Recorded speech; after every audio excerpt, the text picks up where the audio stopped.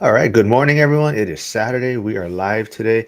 I got James here from Stellar Housing Solutions and John Deconstructing Dreams. So, morning, fellas. Good morning. Good morning. Yeah, so it's been a while, James. Maybe it's probably 6, 7 months. So maybe quickly fill my audience in what you've been working on, what's your, I guess, strategy in real estate, and how's everything going? Yeah, absolutely. I started in real estate maybe 3 years ago. Buying my first house hack. It was a triplex in New Jersey, where I'm from. And then I think about a year and a half after that, I purchased a duplex. But along the way, I was doing what was called midterm rentals, which is furnished monthly rentals. And then I had a friend of mine that I met up at a real estate meetup who also started to get into midterm rentals. And then we just formed a company called Stellar Housing Solutions. I actually have my logo right here. And now to this day, present day, we have 20 active midterm rentals in our portfolio. Yeah, and I still have some rentals that are like long term as well that eventually I'll convert to midterm. But yeah, that's pretty much my story. I have a full time W-2, so I'm doing all this on the side while working as like a healthcare professional. But yeah, we've just been scaling and just tidying up our operations. We hired like a virtual assistant and stuff, so we're kind of just on our way, just doing a lot of cool things. Awesome, man. That's why I also want to get John on here because John's doing the short-term rental space. So you got to check out his YouTube channel, Deconstructing Dreams. He has this whole theme going on too for his place. I think that's very unique. But I think John can learn a lot from what you're doing, James. I think I was telling him also before we started. You guys have like branding, right? Like you guys leave things in the units now for the guests and everything. Yeah, so I think it's common in the short term rental space where you're trying to, you know, put all your brand out there, right? Because it's an experience and you want repeat guests. And in the midterm rental space, you don't always see that as much, but there is opportunities for you to do that. So we'll do cool things like really good, thorough, like welcome gifts, where we actually have our own hot sauce that we have white labeled, has our logo, a QR code that takes them to our website, and just kind of um, putting our name out there so that in the case that they know someone else that needs temporary housing, right, our name Stellar Housing just keeps showing up in their heads, including even like we put signs everywhere, by like the toilet, the sinks, the laundry machines, on the fridge here and there. So being able to create something sticky through like our branding inside like our units just allows us to get not necessarily repeat clients, but a lot of referrals at the end of the day. So yeah, so that's what we kind of focus on that, when we can. I know for the midterm space, people typically stay a little bit longer. And like John, you're doing more short. Like, what is the average stay for yours, John? Probably 2 to 3 days. So do you do anything like that? Like leave, any items or maybe gift baskets for the guests? I do have drinks in the fridge. I've got filtered water in the fridge. I've got snacks in a basket on the countertop. So, I do have some stuff that's ready to go for them because a lot of my folks are coming from Southern California. And, after a long drive, they're ready to, have a snack, have a drink, whatever, before they, you know, typically they're stop in, get unpacked a little bit, and then take off for dinner. But in the meantime, at least they can have a little snack if the kids are getting irritated or whatever. They've got something available there. I haven't talked to James in a while, so I kind of also want to maybe touch on how is the short-term rental or mid-term rental space in his area? Has he noticed a big decline or how is his bookings going? Oh, we're 100% occupied right now. You can't book us. And that's the problem sometimes. The good problem in the midterm rental space, where right now the longest booking that I have is 2.5 years. So that one unit that's there, like it's booked until December 31st, 2026. Because she just What? extended again for like another year and a half. Wow. which is, so I mean, we're talking about in the short-term rental space, occupancy rate, vacancy rate, those are things that are important, right? And like when you're analyzing a deal, trying to figure out performance, that's like a number that's really important for you when you're analyzing and underwriting, right? But like in the mid-terminal space, an occupancy rate is extremely hard to predict because you could have outliers. Like I had this 2.5 year booking, it just messes everything up, right? But I also have 1 month stays. But I have people that are staying for 45 days, 60 days, 3, 4, 5, 6, 7, 8 months, right? And so, especially with us, with having 20 plus units, the occupancy rates are just kind of crazy. But yeah, I mean, we don't have any issues filling our units. And what's kind of interesting is compared to like the short-term rental space, sometimes I feel like a lot of like the short-term rental stuff is like competition. So John, if you have multiple Airbnbs in like the same local area, you're kind of like competing against your own listings or like other people, right? Sure. For us, even though we've like scaled in like a local market, we actually get more leads because of that. It's kind of crazy where now, if there's a guest that's searching online, whether it's through Airbnb, VRBO, Furnish Finder, wherever, we have multiple listings that are showing up on page one of search. So then it's another way so then now there's a higher chance of them messaging us, just because we have so many units.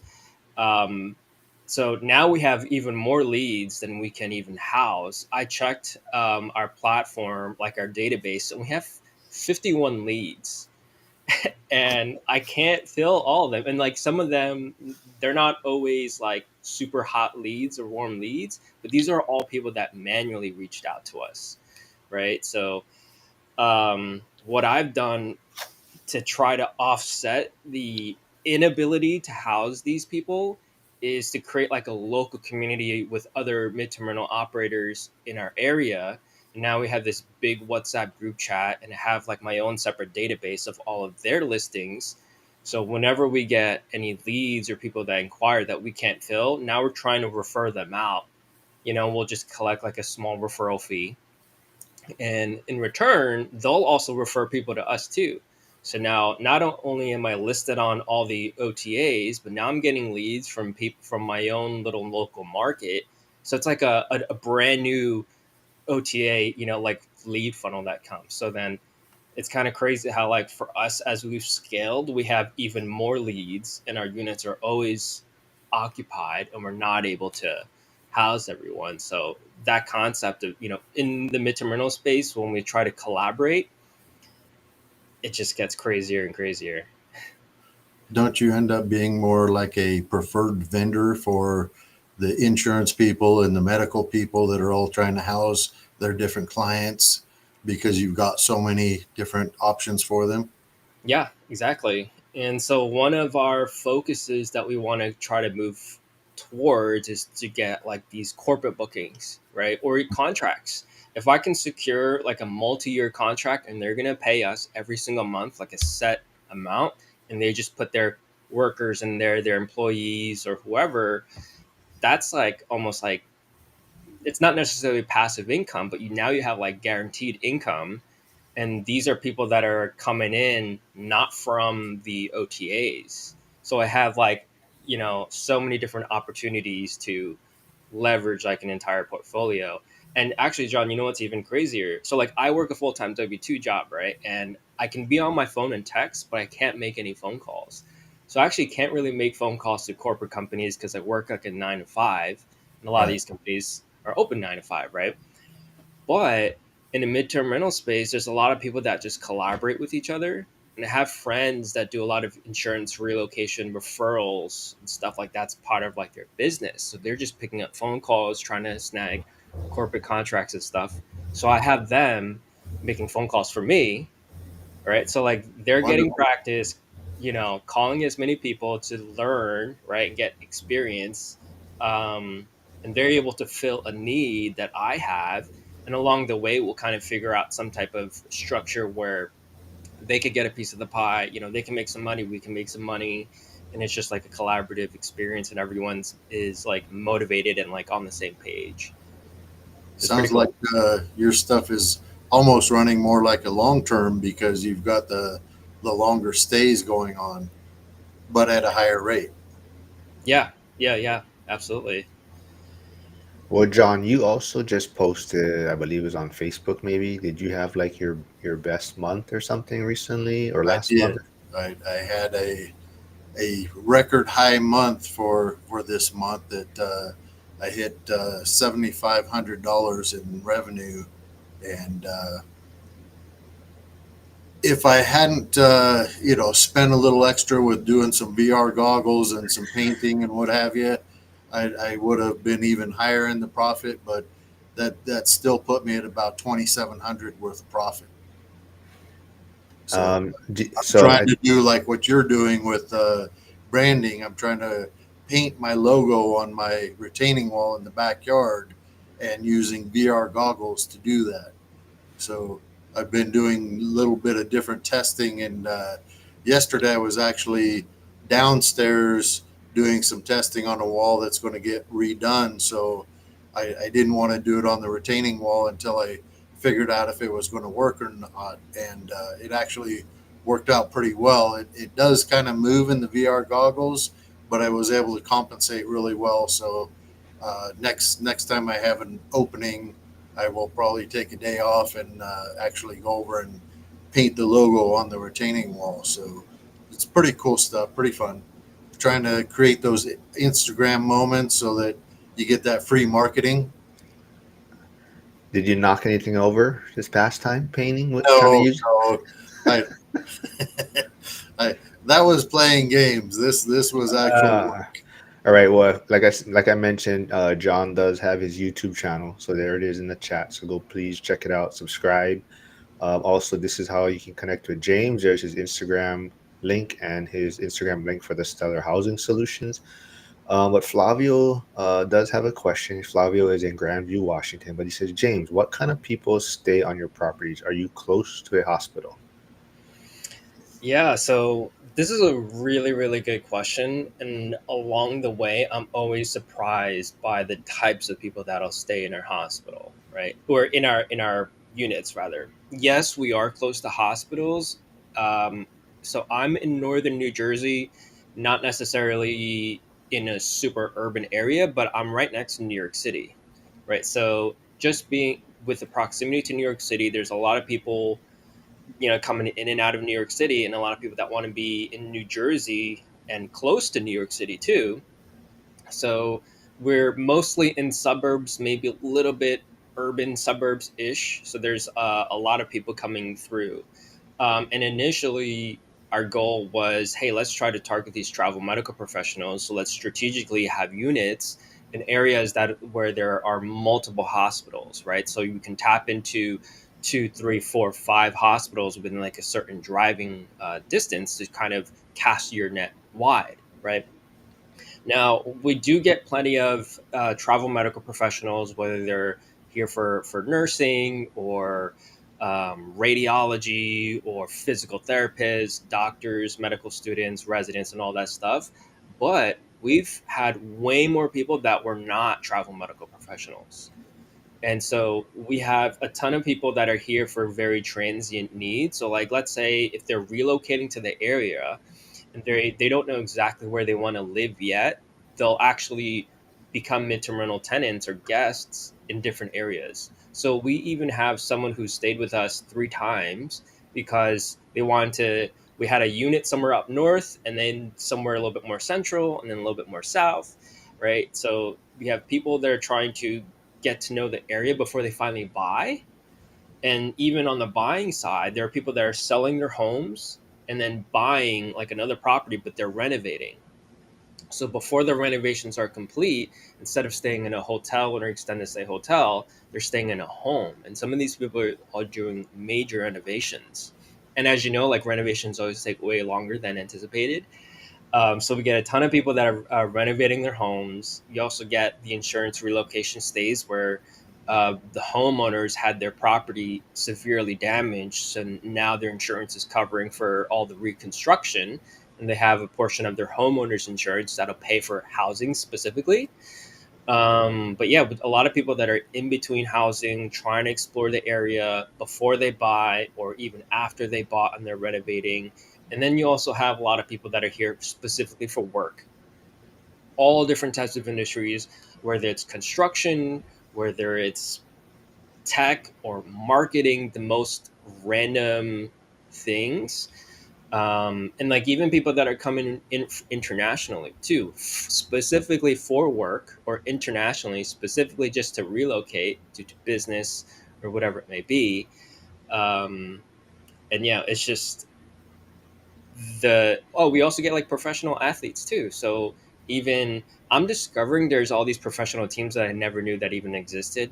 Like New York City has like a women's professional hockey league, but they want to stay in New Jersey because a lot of like the training facilities are in New Jersey. The New York Giants and Nets are also in New Jersey too. So training camp and all that stuff. So there's a ton of people that just need temporary homes where it doesn't make sense for them to sign a year-long lease, right? Which is kind of normal. It's better that they could have something more flexible.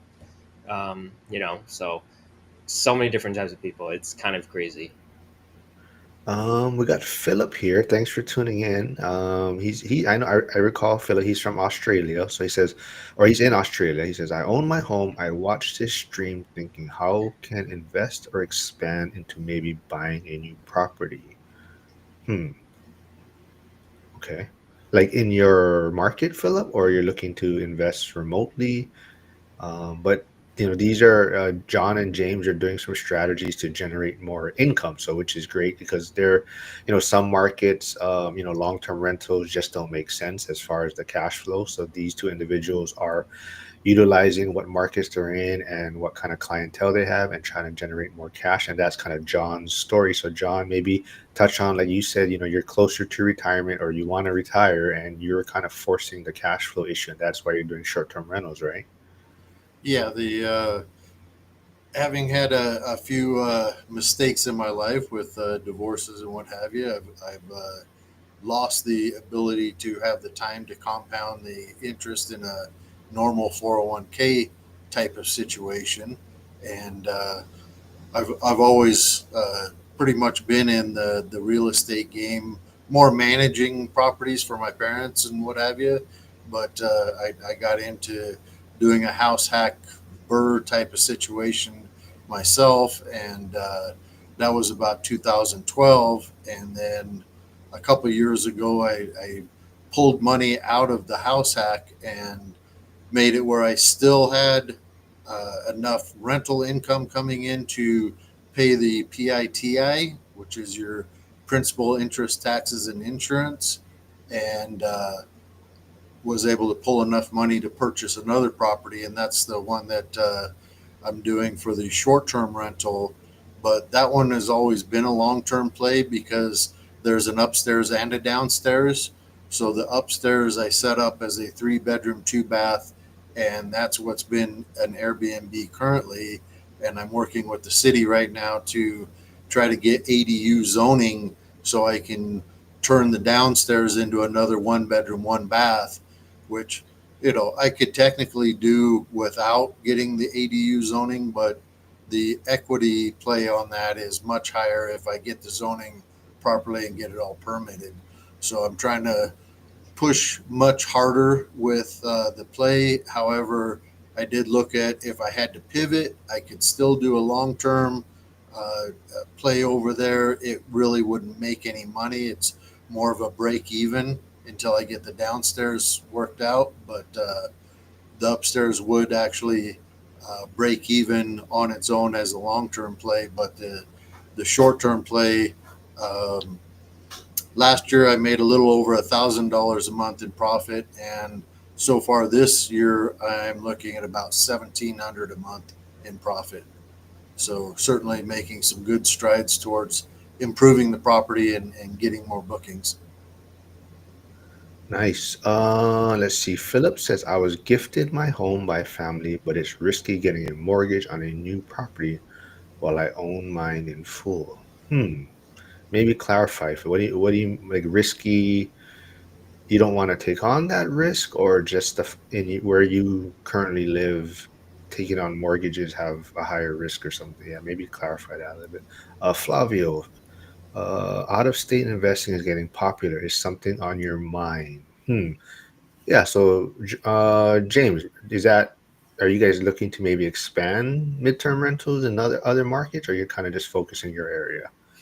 So right now we're just focusing in our area because I feel like if you're able to do something in your own backyard, that's probably the best and easiest way to do things. We are in a high cost of living area, right? So it kind of deters a lot of people, and for that reason, a lot of people from New Jersey will invest out of state. But if you could figure out ways to make additional income, and you're also thinking of how can I add value, right? Um, you can definitely figure out ways to make the numbers work. Let's say if you're going to buy a property and you know that you can convert a dining room into like a bedroom, or a den into a bedroom, and all of a sudden now the value of your property is going to go up a lot higher, and you can collect even more rent, right? And like looking at it in as many different viewpoints as possible and being flexible is gonna like let allow things to work. And so we've been just kind of focusing in New Jersey, but I'm very much like a systems guy and operations. So I have standing operating procedures, everything is systemized, I have templates and automations and things to make things as easy as possible. And um, one of my goals was to have such a good system here in Jersey that once everything's all kind of figured out, I have my boots on the ground, I can anticipate a lot of things, I can take that same system and just go anywhere else out of state. I just have to find the people to do the things that I need, to get done. So for us, we're just focusing on New Jersey because the more that we scale, we've actually realized that things actually get a lot easier and cheaper for us too. And we're able to just make more money, and we just have more opportunities. But for us, long term, we could totally go out of state and just implement the same systems. And so one thing that we're doing is we have this brand new unit that's maybe like an hour south of us. So I'm trying to treat it like an out of state property, trying to have separate boots on the ground for me. Um, and once that is kind of like running by itself, not necessarily by itself, but once I have those systems set up and it's strong, literally have no reason why I can't invest out of state, right? Because it's just systems at the end of the day. And that's how I kind of look at things. James, are you doing arbitrage or do you own the properties? So we arbitrage, and we also co-host, which is just essentially you're just managing someone else's midterm short-term rental for like a fee. Now, you touched on arbitrage, owning them, co-hosts. I know you have a school platform that you just started. Is that something that if people join, that you cover all of those type of things, strategies, or is it mainly just the kind of the traditional midterm rentals things they can learn from there? So we cover all of that. How to get co-hosting clients, how to co-host, how to get arbitrage units, how to pitch to landlords, how to analyze properties, how to literally do everything from A to Z. Because like if I have gone through the pathway of buying, co-hosting, and arbitrage, it's very easy for me to just tell other people and guide other people. And I'm co-hosting that school group community with another friend of mine who started out in the short-term rental space out in Southern California. His name is Alan Dwan. Started out in the short-term rental space doing arbitrage, and then he pivoted into midterm rentals. So now he's doing both midterm and short-term. Has 30 plus units, and has more of a focus on co-hosting. But he also owns like an Airbnb somewhere out of state. So um, we talk about everything, whether it's short-term, midterm, co-hosting, arbitrage, whatever it is, because we have like that experience. So I just put the school community link in the chat. So if anyone wants to go check it out, join. Is there a cost for it, James? No, it's free. It's just free education. And it's like free community, and we've been getting more people that are mid-tier operators where they already have a handful of units, and like the journey is lonely, right? But if you can connect with other people that are doing the same things and you are like-minded and you're running into the same problems or the same issues, you can have like these masterminds and these Q&A sessions to just help each other out and to like connect. So it's 100% free. Eventually along the way, maybe we'll try to work on figuring out ways to do a little bit of monetizing here and there. But our goal is always to provide free education, and to if we get to a point where we can monetize a few things, it would be like we would have provided so much value that and the cost would be so low, that hopefully people would kind of want to pay for things. But the bulk of it is always going to be free no matter what. Yeah, everyone should go check it out. See what it's all about. I believe Jen. I'm not sure if she's here. I think I sent her the link, so she joined. She has short-term rentals out in Texas. Hey, what's up, Big Andy? Andy's tuning in. Jack tuned in. So morning, Jack. Philip says, yeah, he works full times. I was to invest in. I would have to use my property as collateral. You guys own multiple properties. You would like to know how to do it.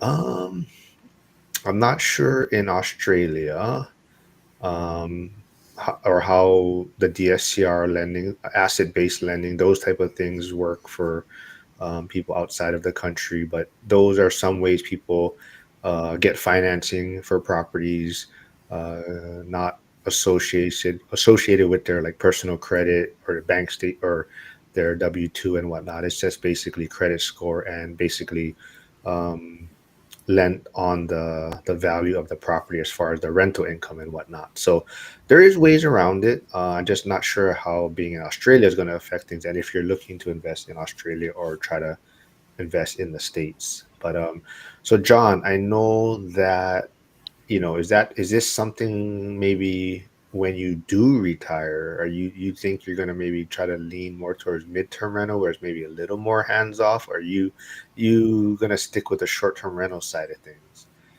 Well, the short term rental is a lot more headache by far. It's a lot more work. I mean, there's times after working a 15-hour day, I've had to run over and show a guest how to use the hot tub because they just couldn't figure it out, and they have gone in trying to figure it out and screwed up the program.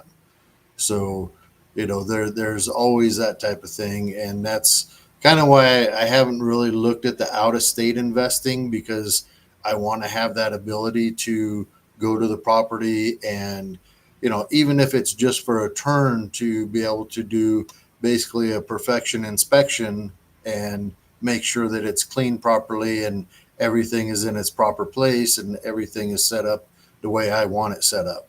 That way the guest is having the best experience. You can't really do that at a distance, and nobody has the passion that you have for your own business and your own guests. So when you're dealing with cleaners and handymen and all of that type of thing, they're just not going to care the same way that you do. So that's why I like doing something a little closer. So I'm not sure if I'll stay in short term once I retire, because me and my wife would like to do some traveling, being as she's from Vietnam. I'm sure we'll spend a good portion of the year there and be able to enjoy her uh, lifestyle as well over in Vietnam. Her and her sister still have a house over there, so it really doesn't cost us much to go and enjoy being in Ho Chi Minh City. So, as far as Philip's questions there, I would suggest, just like anywhere, you probably want to start with your foundation and make sure that you've got a budget. You know, do the low hanging fruit of cutting things out of your budget that you really don't need. Start gaining skills so you can get better positions and make more money, and do house hacking to reduce your biggest expense, get rid of those high dollar car payments, and drive paid off vehicles, and maybe deal with a few repairs here and there, but that's much less expensive than a monthly car payment, and that'll get you where your credit score gets higher, lowers your debt to income ratio. Do some house hacking so you're paying off that house, because you could easily go in and get some type of mortgage against a paid off house so that you can get the money to purchase additional houses. Again, like Mark was saying, I don't know how Australia works, but that's how we would do it here in the States. So, I'm sure there's some differences, but, without having any knowledge of Australia, that's the best advice I can give you. Yeah, like Philip, like John also mentioned it in one of your earlier comments, Philip. It looks like, from what I'm reading, it sounds like you own a home, maybe outright, like it was gifted to you. Yeah, I was So thinking. possibly, hopefully you have a low budget as far, you have your probably your biggest living expense gone in a sense because you have a home gifted to you.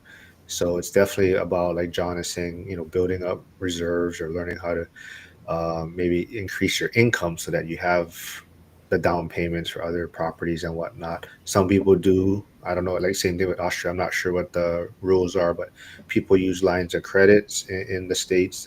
They take out home equity lines of credit to use that to get started. So there is different ways. Just I'm not sure. I don't know if there's anyone in Australia out on the social media or YouTube that is maybe doing it, but those are all great questions, and maybe I can find someone in Australia investing. Um, James, for people, I think the biggest struggle I see is, you and John have been doing it for a while, so you guys can kind of weather maybe some of the ups and downs of the markets right now, and you guys have been doing it. So I think for like the new people trying to get into this space now, what are probably the biggest struggles that is probably preventing them from wanting to continue?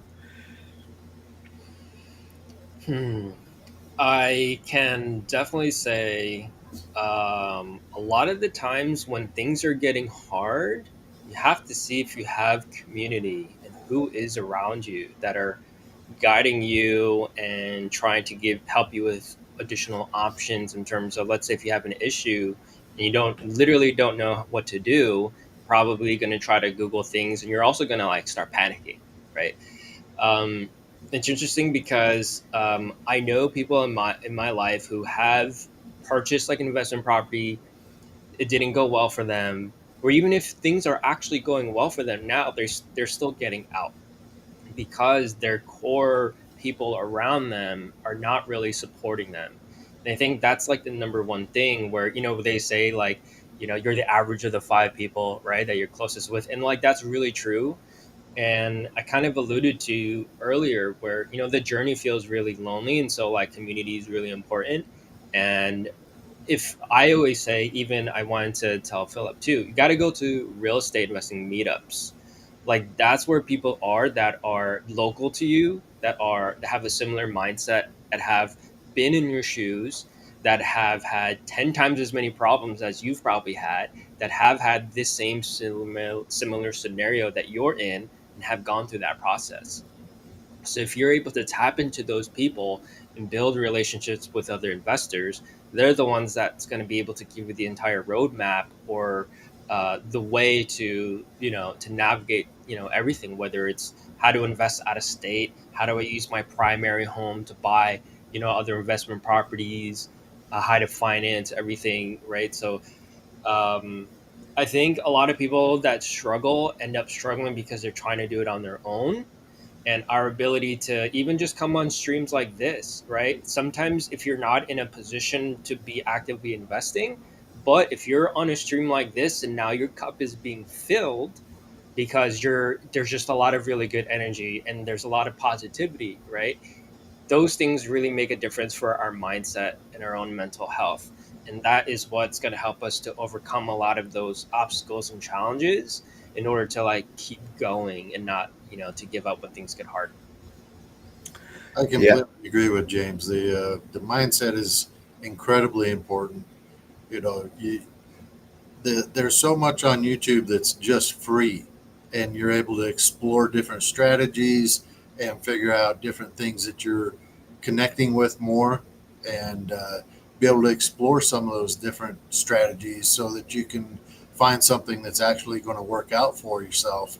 And if you're constantly learning while you're building up, your credit or your reserves, or whatever you're trying to build up so that you can purchase more properties, you're way ahead. I mean, we just had the event in Las Vegas with one rental at a time, and that was fantastic. That was my first time meeting Mark, and we came, good friends from there, and Oh, I hold don't know if on, he's man. going to agree with that or not, because I don't really care for Crocs, but I don't hold it against him, wearing those ugly shoes. But we certainly, have started a pretty good friendship here, and I really appreciate everything that happened at the event. Being able to meet basically some of my heroes that I listen to every single day, and having that mindset, being able to change, and you know getting the poor influences out of your life from different friends or associations that you might have in your personal life is incredibly important, because you want that positive motivation going forward, and it maintains the discipline so you can keep going even when times are a little rougher. You see so much negative press, saying, oh, Airbnb and bust and all this kind of stuff. And I'm sorry, but I don't really worry about that kind of stuff, because I figure if I'm in the top 10%, I don't care what the bottom 10% is doing. If they're leaving and folding up and whatever, they probably shouldn't have been in the marketplace in the first place, because they're just going after the easy money. They're not real operators, and they haven't put in the time and the effort to really learn and care about their guests and do all the things to keep them coming back. So, those people are probably hurting the business more than helping it. So I'm happy to see them leave, and I'm more than happy to take on those guests that aren't going there anymore. So I'm happy to see that. The I love doing the strategy. Of course, there's always going to be those few guests that are difficult to deal with, but for the most part, I have very fantastic people coming, and they all treat the property well, and they clean up after themselves, and you know it's a pretty pleasurable experience to be at work and get a notification that I just made another $1,000 today on top of my W-2 income. So that's always really nice. Before I get to Lane's comment or Andy's comment, I should say, and then Flavio's, Philip, if you're still here, like they both, like James and John, kind of both touched on is, get around the community, and I've seen you here, in the lives multiple times. So, if you do like kind of what we talk about here and the people that are in the chats and whatnot, and you feel this is a good community for you, check out the school community, Michael Zuber's One Rental at a Time community. I put it in the comments. It's it is $20 a month, but you're not committed for like a year or anything. You can do it month to month. You can come check it out. You can see if it's what you like, and people can help you. But it's a great community to be around. And you can, like I said, even Jamie's one is free. You can get a lot of information there. But Big Andy does say, I agree with what John is saying about nobody has your dreams and mindset. Just had this conversation at 3 a.m. this morning, clearing up a tree to get the road open. Yeah.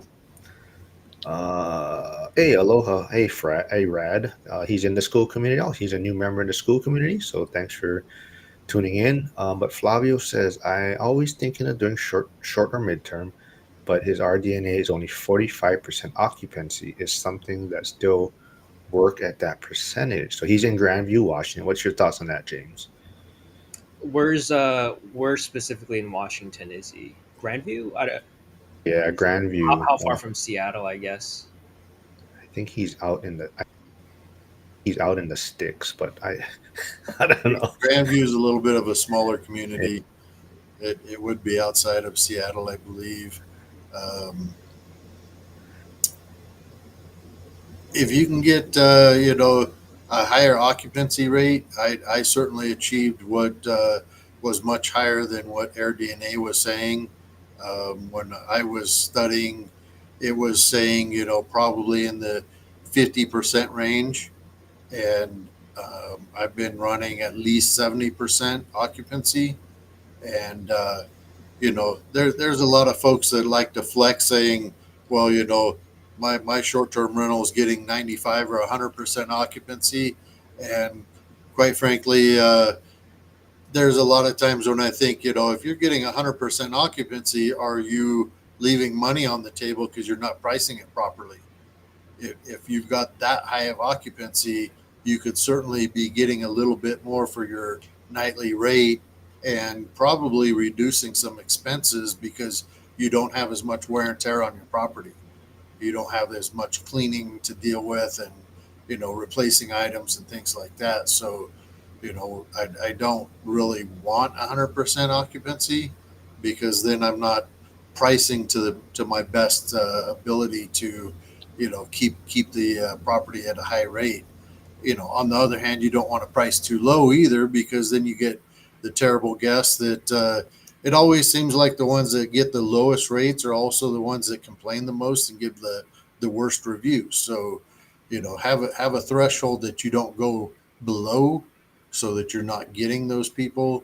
Make sure that you're at least doing a 2 night minimum on weekends to try to avoid the party people. You might go for the single night during the week, but I would definitely stay away from it on the weekends because you don't want the party people to come in and cause problems for you. But I wouldn't be really that scared about Airbnb saying that it's a 45% occupancy because again, be the best at what you do. Don't go for the average. Okay, average is for beginners. Okay, if you're going to go into this, go in the mindset that you are going to be the best at this. um, I personally enjoy doing themes. I think it brings in more customers because I don't want to be like a motel, which is nice but boring. So, the nicest motels, I don't want to take pictures and, do something on Instagram or Facebook or whatever and say, oh, look how cool this is, because it's kind of boring. However, at the Airbnb, I do different themes in each bedroom where one room's got bears, another room's got wolves, another room's got eagles. I'm trying to do a lot of different things. It's more of an outdoorsy type of theme for my guests, and they don't get that type of thing when they're at their home or in a hotel. So I think that really helps bring in more customers as well as hot tubs are really good for bringing in guests as well. I'm gonna say, Flavio, that at least in terms of doing like market analysis, if you're using tools like AirDNA, Price Labs, things like that, it's hard to find what a true occupancy and even like income potential is for the mid-term rental space, because not those are specific to Airbnb bookings and I guess VRBO bookings, right? But I have a ton of bookings that are not on those platforms, or sometimes they'll start on Airbnb and we'll take them off platform because they don't have to pay Airbnb like the Airbnb fees and all these additional taxes if they just book direct right with us, so they can save money and we can even upcharge so we can even make even more. And there's different platforms and ways that we're getting bookings that the midterm rental dynamic pricing, like those studies and data, it's just not really accurate. It makes it a little bit harder. I know Price Labs has like a feature where you can streamline it down to only show listings that are true midterm rentals, where like the minimum stay is 28 days or longer. And I think Mashvisor also has something, but Mashvisor is kind of expensive. I believe with Price Labs, it's $10 to generate like two reports or something like that. So that's pretty like cost effective. But I think in terms of like will something still work at like a specific percentage, at the end of the day, like I know people that are, I have a good friend of mine, all he does is he does Airbnbs in the sticks, in rural areas, and he crushes it. Like he 2x's 3x's all the other competition, because like John says, he's doing themes, he's designing it in a spectacular way, in like a smart and cost effective way too, right? Accent walls and making sure you have a whole bunch of amenities and making it look really nice, right? And he's absolutely crushing it in the sticks. You could also have places in really nice areas too, single family houses, multifamily. It literally doesn't matter. And in the midterm rental space, it can literally work. You know, there's one way where you can sit and wait on the OTAs and leads for it to come to you. But the thing that's different about midterm rentals is you have an opportunity to go and seek uh, occupants too.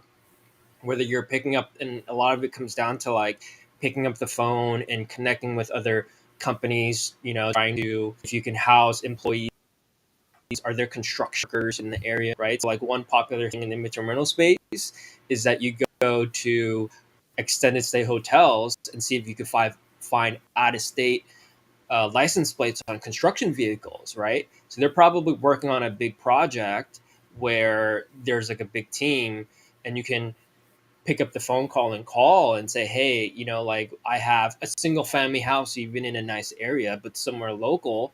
How many guys do you have? If you're renting two to three hotel rooms, right? That's a lot of money versus renting just like one property, right? That's maybe a 2, 3, 4 bedroom. So there's a lot of different ways that you can just go out and seek mid-terminal guests, and so that's why like thinking it just using an occupancy rate in the mid-terminal space is not something that I view heavily, but it's more of like if you have the ability and the desire to go and try to fill your units under your control, right, versus relying on these platforms that can actually just ban you and suspend your listings, right? I don't know, John, if you've had issues with Airbnb not being on your side, but air Yes. cover, like it's hard. And so being able to be in control and go after your own leads is what can change the game for you, because you'll be doing things that the average person doesn't want to do,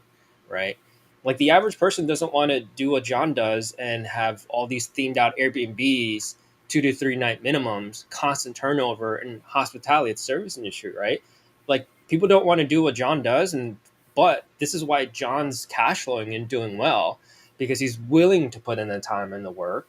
And so it's the same in the midterm rental space. It just looks a little bit different.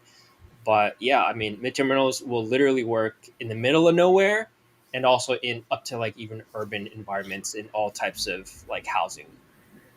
Yeah, Philip, to your kind of point, the places you invest in sound really nice. So I think, like James was saying, both of James and John have properties that probably wouldn't cash flow well as a long-term rental, but because they are in a nicer neighborhood, maybe, or in a higher price point market. So what they're doing is they're turning these properties into better cash flow properties by utilizing short-term rental or mid-term rental. But also, to their point, they are going kind of above and beyond and making their products unique. And I think that's where a lot of people that entered this space have faced trouble in the past maybe couple years, where they bought something that before, when they were doing short-term rental, you could just put anything out there and people were staying there. But now you kind of have to have a little niche or be unique to your market, and that's why James and John are putting out gift baskets and doing different things, and making it stand out and making their product kind of a theme in a sense. So there is ways to work around it, Philip, but I think, going back to James and John's point, is getting in the right communities to figure out the best strategy for yourself. So definitely they do more work than someone who has a long-term rental, By but far. yeah, but their cash is a lot higher. Their cash return is a lot higher. So it is somewhat of a trade-off. So it's really how hands-on you want to be also. James, what's a average housing going for in your area for, say, a 3 bedroom, 2 bath? So we have 3 bedroom, 2 bath. So it all depends on like the market. So we're in A class, B class, and C class markets too. And everything in terms of like the long term rents, if you want to compare it against long term rents, it varies widely. Um, for I'm talking example, purchase price.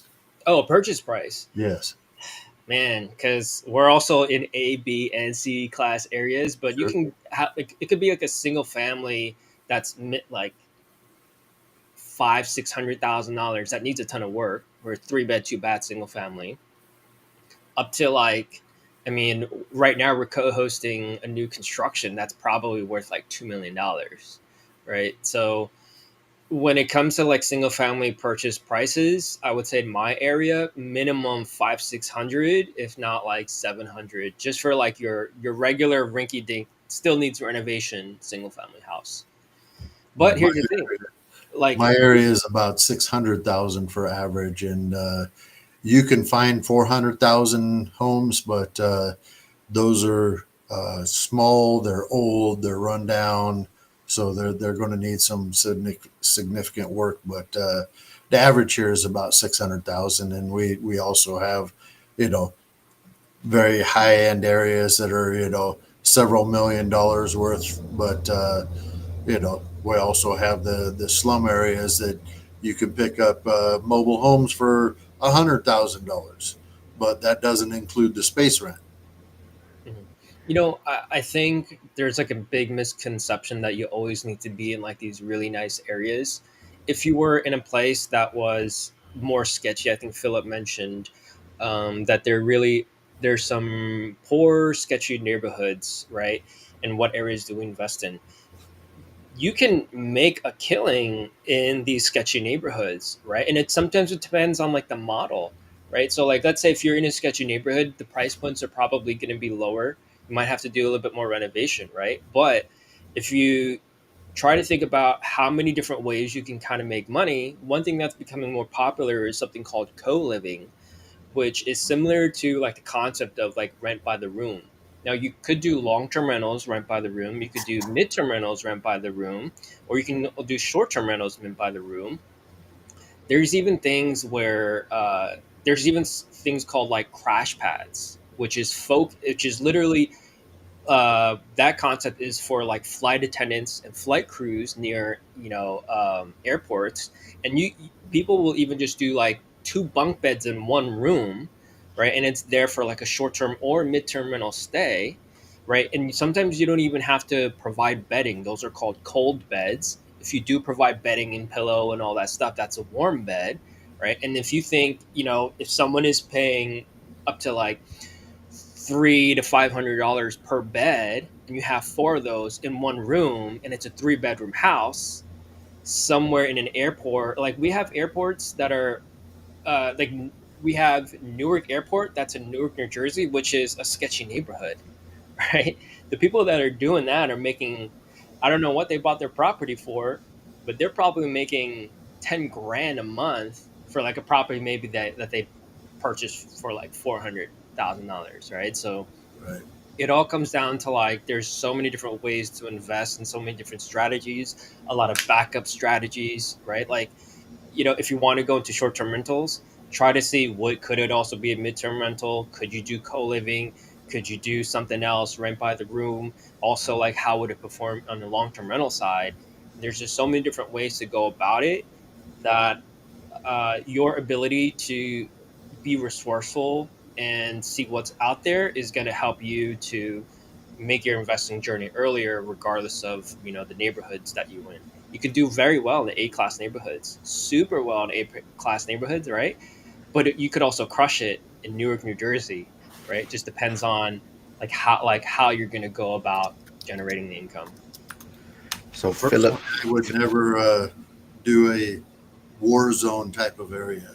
My brother made that mistake, and he was trying to do a condo in a war zone area, and he failed miserably because he constantly was having to kick people out and renovate and fix all the damage to the property. So it was a losing proposition all the time for him, and it kind of drove him out of doing real estate. Now he's does other businesses, so he does very well. However, real estate just really isn't the thing for him because of the bad taste he got from doing it wrong. But when you go into an area that is a sketchy area to begin with, and you're dealing with almost an apartment type situation, you're going to get the worst type of tenant that probably isn't vetted very well, probably doesn't have the best credit, is going to be habitually late and damage the property. So all of those are working against you. So I won't invest in those types of areas, but like you said, everybody is making money somewhere somehow. So it's doable. It's just figuring out the right strategy for the right area. Before we go on, I want to address Flavio making trouble again as usual. He's trying to talk bad about the area that I invest in Pittsburgh. He's trying to say you need a bulletproof vest to walk around in those neighborhoods. But Philip, don't listen to Flavio. But anywhere you invest, there can be bad areas. But that's also why you want to get with people that are investing in certain markets or people in your community so that you can kind of piggyback off of their network or their system and they can maybe navigate you from staying away from those certain areas. But Philip did say he has a three-bedroom, two bath in his area, just went for 1.2 million, which is considered cheap here. He's in a not wealthy area. Prices are out of control here. Yeah, prices are pretty high in a lot of areas. Hey, what's up, Dennis? Dennis is tuning in. So Dennis, if I know you're new or checking in new to the live today, but I did put James's. He has a free school community going on right now for midterm rental, arbitrage, co-hosting, and whatnot. So if you're interested in that, go check it out. I asked Philip what the rent would be, so he said 550 to 600 a week. So what is that? 2,400 a dang, 2,400 a month for a 1.2. Man, so as you can see, Philip, well, I don't know what type of financing you folks have in Australia, but chances are, you're going to be losing money every month in a sense, right? So, but that's why, something like that, James and John would try to short-term rental it or mid-term rental that property to generate more cash flow to cover their expenses and still make money per month. You know, like no matter what country you're in, there are always real estate investors, right? Properties are not always owned by homeowners for their primary homes, right? So um, there's a lot of people that are investing in all types of different communities and areas, right? I mean, I know Canada is pretty like crazy too, but not to try to compare, but there's always ways that people are doing well and making things work. And so if people are able to make things work, maybe it just means that we haven't met them yet or we don't know what their strategies are and how they have gone, you know, to do that. So I would say, again, just going out to real estate investing meetups and finding the people that are doing well and doing what they're doing, right? Like I bought a property like during COVID when it was impossible to buy because everyone's going 100K, 200K over the same day. And you had to put an offer in the same day that it went live. You couldn't even tour the property, right? I bought a property during that time when the interest rates were low. And then I also bought a property a year and a half ago when the rates were at a peak, when people were also like, "Oh, this is impossible to buy," right? So the fact that I bought when the market and the rates were low and high just means that you just have to start thinking a little bit differently and tapping into other people that have done it, because there's always a way. There's always a way. Maybe we just don't know how at our current stage. Right? Another thing that Philip might think about doing is, trying to save the money that he would normally be spending on a mortgage and increase that so that he can build up enough money to purchase another property. And then he's got the property that he owns now that he could use for a rental and purchase another primary. That way he can get into some lower interest rates, possibly house hack that property. All right. Well, so Philip, hopefully, yeah, go check out John's YouTube channel, Deconstructing Dreams. Go subscribe there, and also hopefully see you in the school community. So here's James's free community in school platform and James's Instagram page and their stellar housing solutions. You can see more about their midterm rentals and what they offer. And then, yeah, like I said, Philip, if you are interested for $20 a month, come check out the One Rental at a Time school community. It's an awesome place. You see a lot of different investors, and like James mentioned, some the co-living strategy. We do have some people in there doing rent by the room, and they've been on Pace Morby's channel recently, Michael Zuber's channel, talking about that strategy with pad split and whatnot. And a lot of people do see that as maybe the next wave because. Even to your point, Philip, housing is getting expensive, and this is some way for people to find living situations by renting out rooms in people's places. So, but yeah, anything else you guys want to touch on before we wrap things up? Well, I heard a stat that is rather interesting from the Federal Reserve that the average American has hit over $1 million net worth. However, that is strongly skewed by high value individuals. So if you take the median instead of the average, that number drops all the way down to 192,000 net worth. So, your best bet is to continue, with whatever strategy, like whether it's investing with the stocks or doing the real estate or crypto or whatever you're into, just keep working towards a better future. So, never just go on autopilot and think that that's gonna save you in your retirement.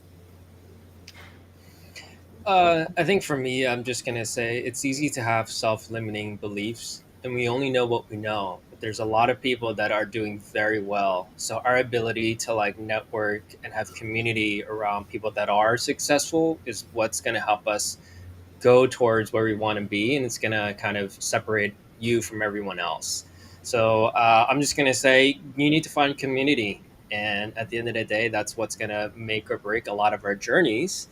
And I'm just gonna say that, yeah, go seek community. You can do it. You can do it. Yeah, to that point, Philip. So you are talking about how housing is getting expensive and there's bidding wars on rentals. So if you look at it from the other standpoint, it almost seems like you want to figure out how to get into real estate in your market because, like you're saying, values are going up. There's a lot of demand for rentals. So, rental prices are probably increasing. So if you can figure out and find people investing in your area, you might be able to do well because it seems like there is a demand in your market. So that might be one way to go about it is find someone in your area that is investing close to you. Flavio, reminding everyone if you are in the school community, this Sunday, Zuber is going live with the three amigos, three great investors, Michael Zuber, Dion Financial Talk, and Lumberjack Landlord. Yeah, so come check it out. Like I said, if the links didn't work, message me on Instagram or YouTube, and I'll send you James's link for the school community, and a link for one rental at a time if you need it. But everyone, thanks for tuning in this Saturday, and have a good rest of the weekend, everyone. Thanks, everyone. Bye. Thank you.